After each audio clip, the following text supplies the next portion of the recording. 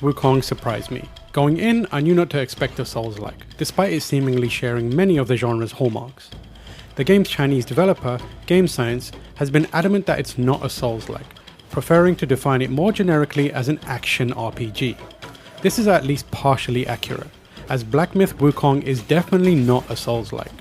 What I wasn't expecting was for it to be essentially a lengthy boss rush. It's not uncommon to go from one boss fight into another and then another, and it's in these elaborate battles where Black Myth Wukong shines. The moments in between, however, aren't quite as strong, sometimes devolving into aimless tedium, but its satisfying combat and unique variety of boss fights mostly manages to overcome these flaws.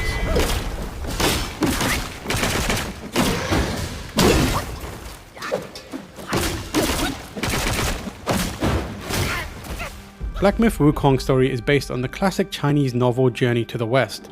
Originally published in the 16th century during the Ming Dynasty, the epic saga has proven to be incredibly long-lasting and influential since its release, inspiring everything from Ninja Theory's Enslaved Odyssey to the West to Akira Toriyama's Dragon Ball manga.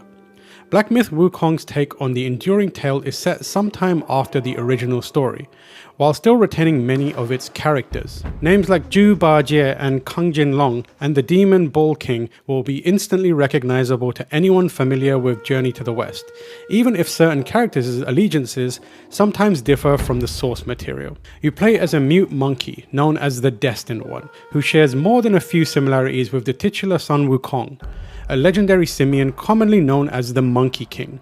Son Wukong is a prominent character in Journey to the West, so your unexpected presence is one of the game's central mysteries. Are you the Monkey King reincarnated, or perhaps one of his clones breaking off on your own quest? The answer isn't the most surprising, but it makes for a thrilling conclusion to the adventure. The rest of the game's story didn't quite resonate with me. However, it's clear that Game Science had the freedom to deviate from the source material, but I still felt lost when trying to follow every facet of Black Myth Wukong's narrative.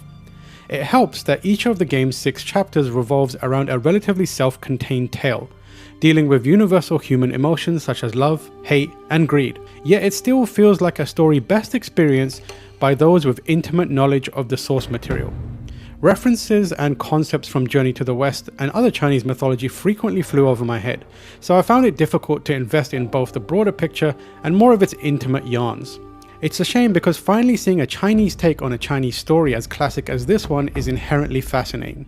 A lot of people have only experienced the story through the lens of another country's adaptation, and it's clearly been treated with a lot of care and attention to detail. There are moments I love, like every encounter you have with a headless monk who serenades you with a sanxian. And the character designs are universally fantastic. But the story is hard to latch onto if you're unfamiliar with Journey to the West or Chinese folklore and mythology in general. Fortunately, one of Black Myth Wukong's greatest strengths is how it weaves Son Wukong's wondrous abilities into the framework of its fast-paced combat. The Monkey King is known for wielding Ru Yi Jinggu Bang, a magical staff that can shrink and extend at will.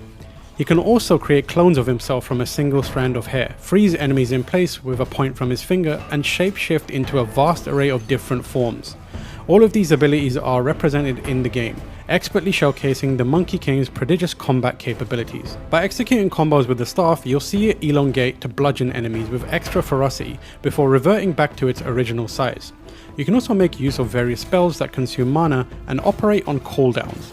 These include the ability to generate clones of yourself to give enemies more than a single target to focus on, and the use of a magic spell called Immobilize that lets you freeze your foes in place for a few seconds, giving you time to wail on them while they're haplessly trapped, or using the opportunity to take a step back and heal. Shapeshifting is a significant part of your arsenal too, as you're able to transform into specific previously defeated enemies and utilize their different movesets and weapons. One of these transformations is called Red Tides, which you acquire early on after defeating the giant wolf Guangzhi. By shapeshifting into this ferocious canine, you're able to wield his flaming glaive to inflict burn damage on your opponents as you twirl around and pull off a variety of combos. What's more, each transformation has its own health bar, essentially providing you with an extra life. Once this health bar is extinguished or you've used up all your might by performing various attacks, you transform back into your usual self. While shapeshifting and using quick use spells to freeze enemies and overwhelm them with clones is rewarding, the core of Black Myth Wukong's combat lies in its unusual combo system.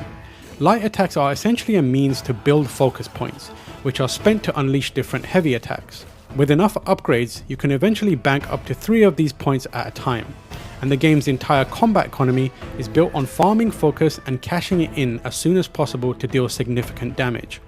Light attacks do feel fairly weightless as a result, which is further emphasized by the small amount of damage they chip off each boss's health bar. The game's sense of impact comes from executing a full combo, especially if you're able to transition from a light combo into a heavy finisher.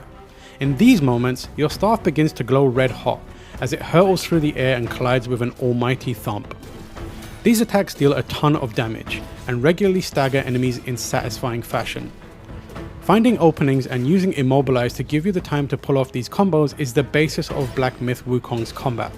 Once you're able to keep a combo going while mixing in dodges and utilizing your bag of tricks, each boss fight becomes a frenetic and exhilarating dance to the death. As an elaborate boss rush, Black Myth Wukong lives and dies on the quality of its boss battles, and for the most part they're excellent. Each of the game's 6 chapters offers a rogue's gallery of thrilling foes to fight. Known as Yao Guai, these mythological beasts range from a giant black bear to a traditional Chinese dragon, a blood-spattered tiger, and many more in between. Blocking is not part of your extensive repertoire, and the only form of parrying is limited to a magic spell on a cooldown timer, so you need to excel at dodging to make it through each fight alive.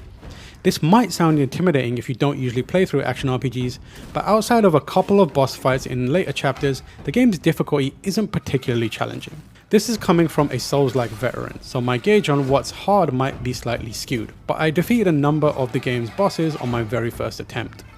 I still wouldn't say Black Myth Wukong is approachable, however, as its toughest bosses still pose a considerable threat, and there aren't any difficulty options. The ramp up to its most challenging moments is just a little more forgiving. Whether you're fighting on a frozen lake surrounded by snow-capped mountains or sloshing through a shallow pool of blood, these battles against Yao Guai are frequent triumphs. There's a sense of balletic elegance to its best boss fights, mixing martial arts influences with supernatural flair to create these tense and awe-inspiring encounters. You're often challenged to learn attack patterns to nail the timing on dodges and figure out where openings occur so you can get a combo in, but there are also opportunities to be strategic with your abilities too.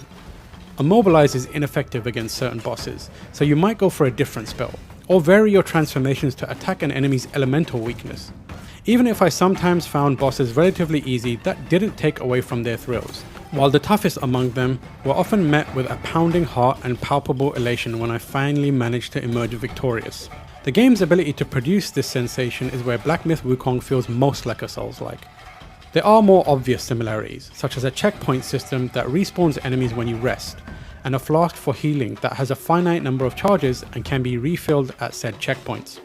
Yet aside from this, Game Science wasn't lying when it said it wasn't making a Souls-like. This is none more obvious than in the game's level design.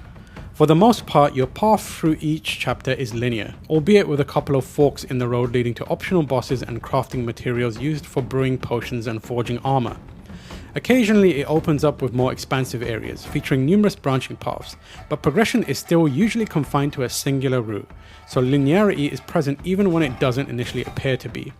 This isn't inherently bad, but the level design is straightforward and unimaginative, issues that are further compounded by an abundance of jarring invisible walls and a jump that's functionally useless for most of the game.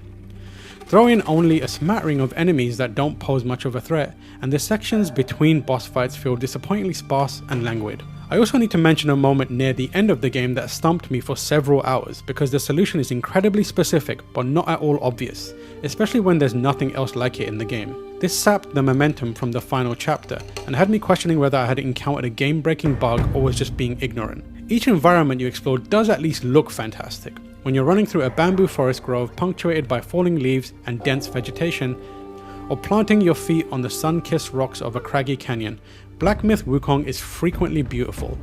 It ran exceptionally well for me on PC too, compiling shaders at the outset to prevent the dreaded Unreal Engine 5 stutter. Black Myth Wukong is an uneven game, where the highlights often outnumber the lowlights. Its triumphant boss battles and fast-paced combat make up for the stale moments in between, where bland level design and a scarcity of enemies will have you clamoring for the next face-off with a deadly Yao Guai. I appreciate that it's not just another Souls-like in what is now a crowded genre, and the choice to go for a boss gauntlet is unexpected and honestly quite refreshing. It's disappointing that it falters outside of its cinematic clashes against mighty beasts. But designing this many rousing boss battles while avoiding a sense of fatigue is no mean feat and deserves praise.